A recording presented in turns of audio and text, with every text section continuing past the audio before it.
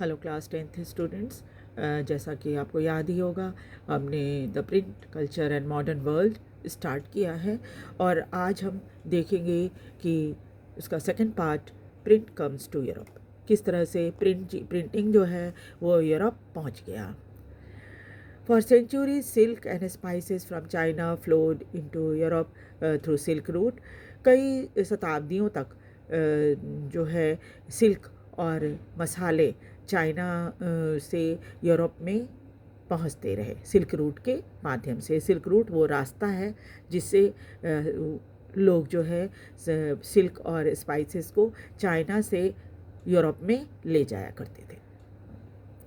In the 11th century, Chinese paper reached Europe via the same route। और इसी तरह से 11वीं शताब्दी में चाइना से जो पेपर होता है ना, पेपर यानी जो कागज़ होता है वो यूरोप इसी रास्ते से यानी सिल्क रूट से पहुंच गया। Paper made possible the production of manuscript carefully written by scribes. Paper ने क्या किया, जो मैन्युस्क्रिप्ट होते थे जो हाथों से लिखे जाते थे उसकी बाद में नकल उतारी जाती थी स्क्राइब्स द्वारा, तो इसका प्रोडक्शन आसान कर दिया था। Then in 1295, Marco Polo, a great explorer, returned to Italy after many years of exploration in China। उसके बाद एक यात्री 1295 में 1295 में, जिनका नाम मार्को पोलो था, वो घूमते घूमते इटली से वो चाइना पहुंच गए और वहाँ पर चाइना में घूमकर उन्होंने बहुत सारी चीज़ें सीखी। As we read above, China already had the technology of wood block printing। और उस समय आपको पहले ही पता है, पढ़ ही लिया है आपने इस बात को कि चाइना में जो वुड ब्लॉक प्रिंटिंग यानी लकड़ी के ऊपर जो है वो डिज़ाइन पहले काढ़ ली जाती थी और उसके बाद फिर क्या होता था, उसके ऊपर चीज़ों को रख कर ये किया जाता, छापा जाता था।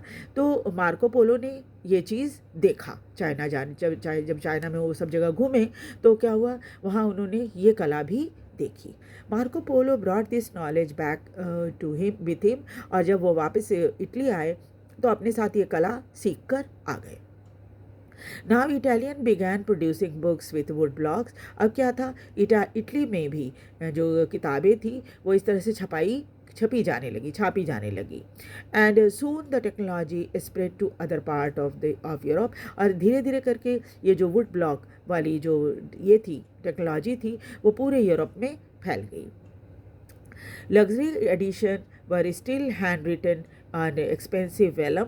और अभी भी जो लग्जूरियस जो बहुत महंगा पड़ता होता था हैंड रिटन, और लिखा जाता था किस पे, वेलम पे। वेलम कहते हैं वो चमड़े को साफ़ कर दिया जाता था, जानवरों के चमड़े को, और उसके ऊपर वो लिखाई की जाती थी, उसको वेलम कहा जाता था। Meant for aristocratic circle. और चूँकि ये बहुत महंगा होता था इसलिए ज़्यादातर अमीर लोग जो रईस लोग होते थे वो इसको ये करते थे, इस तरह से वेलम पर लिखवाते थे कोई चीज़। और रिच मोनास्टिक लाइब्रेरी, और अमीर मोनास्टिक लाइब्रेरी जो होती थी वहाँ इसको रखा जाता था, which scoffed at the printed books at cheap vulgarities. और यहाँ पर सस्ती किताबें भी मिलती थी। Merchant and student in the university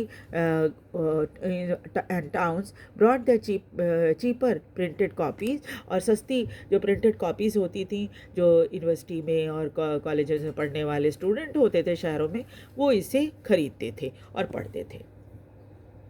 as a demand for book increase, फिर धीरे धीरे क्या हुआ, बुक्स की डिमांड बढ़ने लगी। Book seller all over Europe began exporting books to many different countries. और जो बुक सेलर थे यूरोप के, उन्होंने बहुत सारी अलग अलग देशों में किताबों को एक्सपोर्ट करना शुरू कर दिया, यानी विदेशों को बेचना शुरू कर दिया।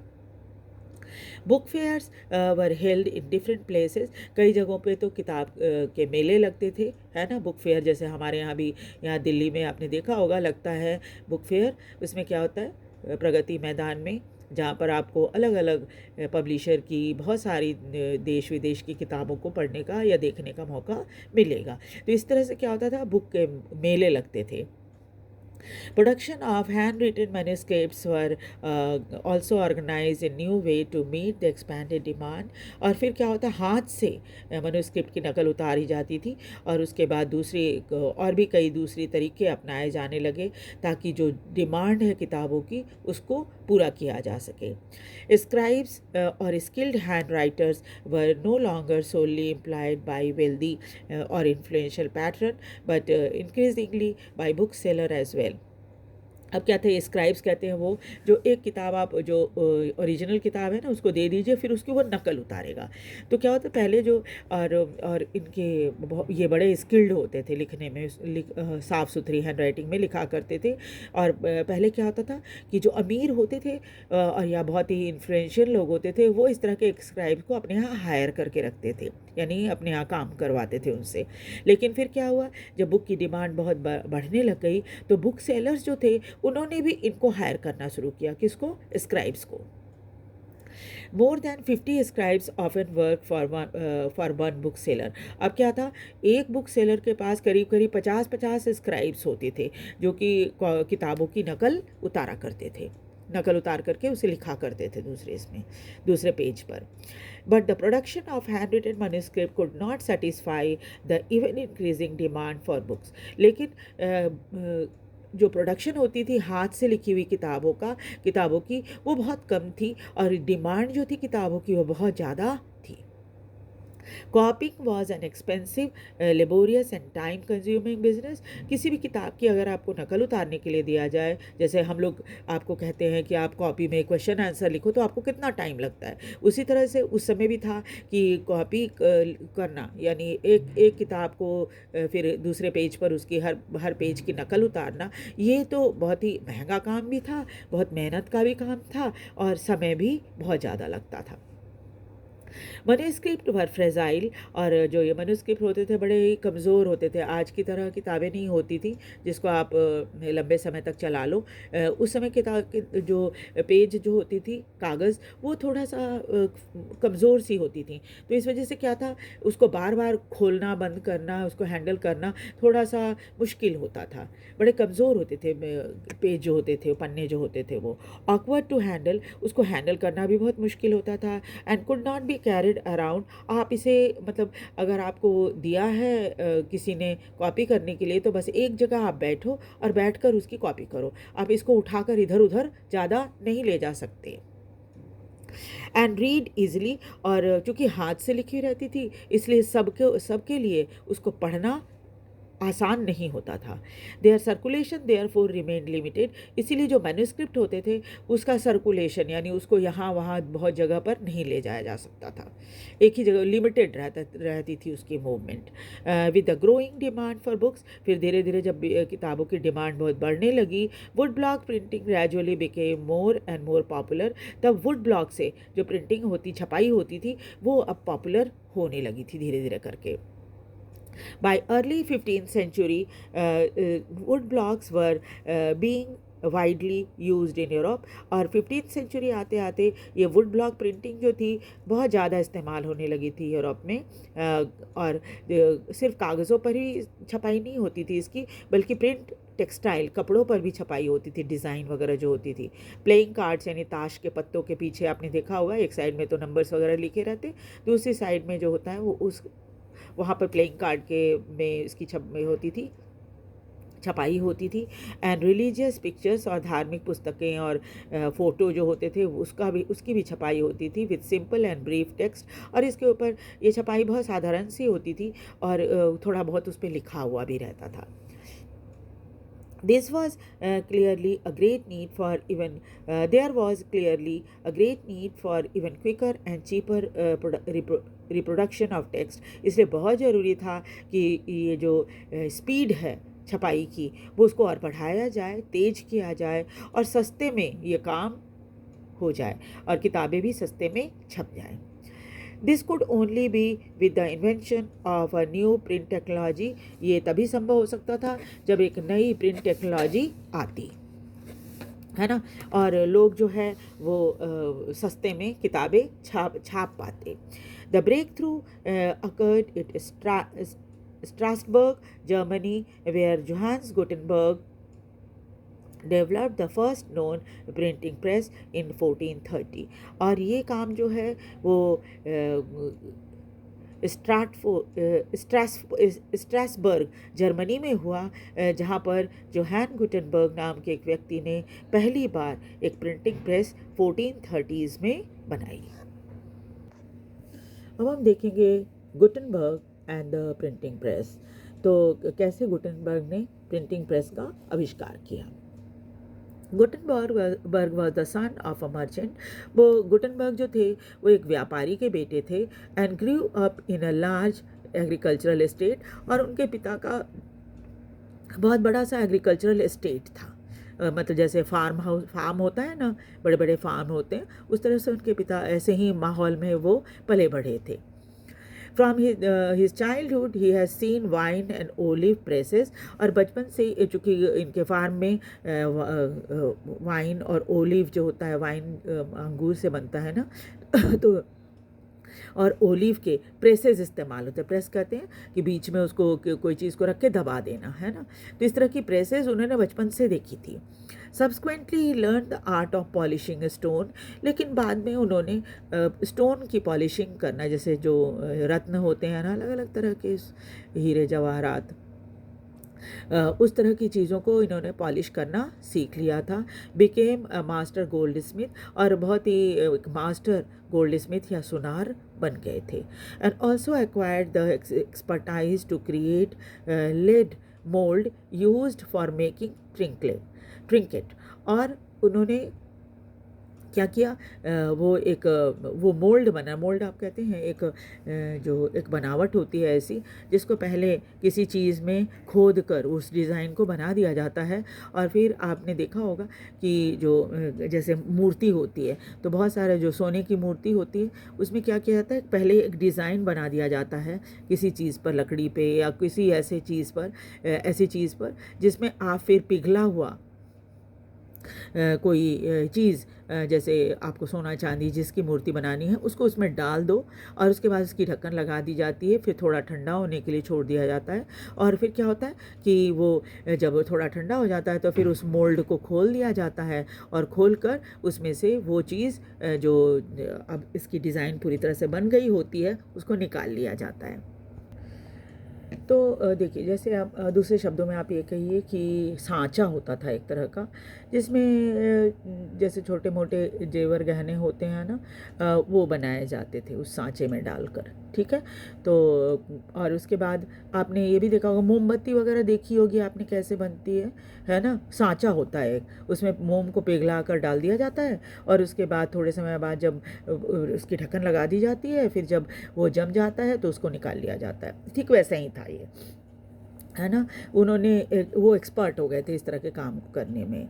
Drawing on the knowledge, Gutenberg adopted existing technology to design his innovation.